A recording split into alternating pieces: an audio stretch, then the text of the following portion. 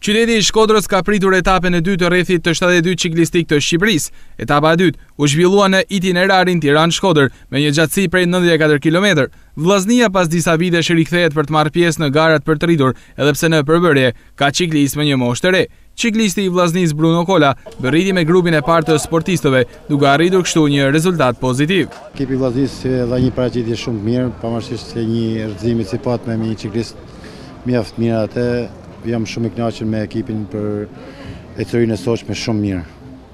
Kjo është etapa e dytë, dje Bruno shënë një rezultat shumë mirë në garën individuale, se atë është forca e ciklistit, plus sot si në 10 ciklista erdhi në grupin e parë me moshën e tij jam shumë i kënaqur.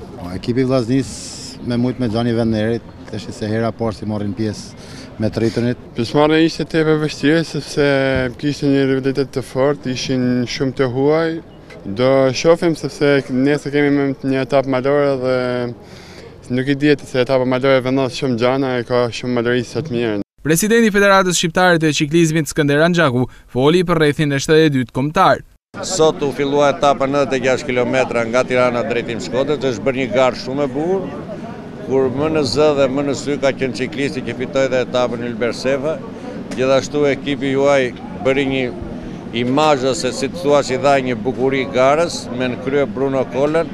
Për mua mendoj që ky vitin e ardhshëm do të zvendësoj të madhin Agim Tafili. Fitues në etapën e dytë u shpallën në vend të parë Ylbersefa i Kosovës, në vend të dytë Marko Stanković i Novi Pazarit të Serbisë dhe i treti Stefan Petrovski i Apolonisë së Firit. Etapa e dytë përkoi me 90 vjetorin e rrethit të parë ciklistik, që është fituar në atë kohë nga shkodrani Yunus Gjylbegu. Në total janë edhe 4 etapa, teksa e radhës do jetë Shkodër-Burrel 98 km, nga ku garojnë 9 ekipe me 34 ciklistë.